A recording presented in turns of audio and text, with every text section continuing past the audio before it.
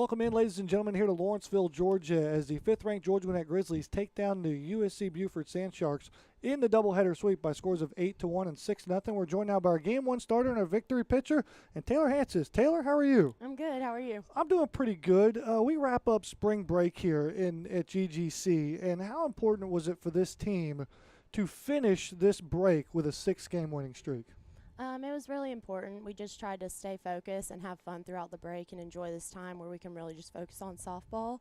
And we always try to come out full of energy, and that's the T, sis. What do you got? Let's dive into the highlights here. We got a long way to go here. What is that, a box of tea there? Yeah, we've been enjoying some tea in the dugout through this chilly spring break. I'm a tea kind of guy too. We need to talk more about this in a minute here. Let's get back to business. I've been distracted already here. For you, how much do you guys know your opponent here in USCB? They lost game number 2 yesterday versus Thomas. How's important for you to throw up that 0 in the first and got a little bit of a bind? I think it was really important for us to come out with that confidence and know that no matter what they've been doing throughout their season so far, to focus on us and our process and know that we can come out on top. Yeah, GGC is outscoring their opponents 39-9 in the opening inning alone, and that's exactly what GGC does in game number 1. They get out to a 2-0 start. How does that calm your nerves when the offense goes back out there and scores early in the game? Makes me feel a lot better. It's easy for me to settle in and know that they're going to have my back the whole game. Holly Janko had a multi-hit performance in game number 1. She follows that up with another one in game number 2. But this defense is really starting to tighten up the lug nuts a little bit. An uncharacteristic 5 errors versus True McConnell. How far have you guys put those mistakes behind you and focused defensively on the things that are in front of you? I think we've grown a lot since then, and we have been able to build up from that and work hard in practice, and I have a lot of confidence in the defense. I know they're always going to get the job done. And so for you pick up your 12th win of the season, complete game victory for you. You give up 1 unearned run on 3 hits, 8 strikeouts, 4 walks. Your senior season, evaluate your performance a little bit less than halfway through the year. I just want to keep growing and maybe cut down my walks, my free bases, and just keep doing my job, hopefully get some wins. And so GGC wins game number 1 by a score of 8-1. What's your job on this team as we turn things over to game number 2? What are your responsibilities?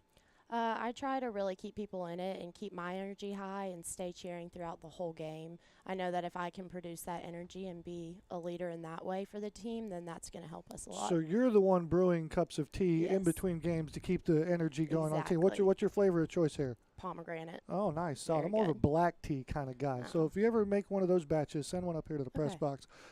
Who maybe had more than 1 cup of tea was Piper Wagner.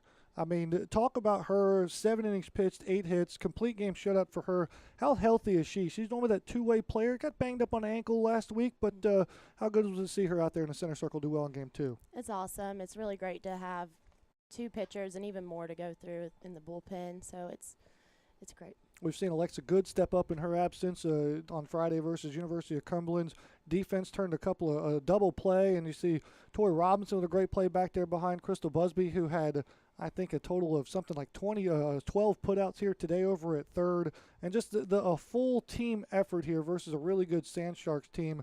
And we'll play another Sun Conference opponent on Tuesday. And Thomas, how do you guys get back into swing of things? You got class tomorrow, and I'm sure lots of studying to do, and weight room and practice. And how do you guys get ready to get focused back in for the long run of the second half? Just try to go into practice focused and really efficient, and just get some reps in and feel good, and then go into Tuesday pretty confident.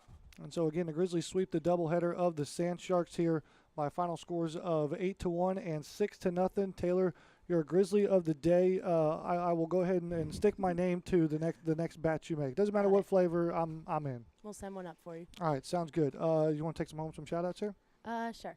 I want to shout out my parents at home and my sisters and my brother. Shout out to my pitching catching staff. Shout out to Shira, and shout out to Mr. Ray. He's my #1 fan. Very nice, very nice. Taylor Hansis, our Grizzly today, presented by Jet's Pizza on Sugarloaf Parkway. And how does it go again? That's the T, sis. That's how we stand it off here. Taylor, congratulations. Thank you. That'll do it here from Lawrenceville, Georgia. Grizzlies sweep the doubleheader over the Sand Sharks.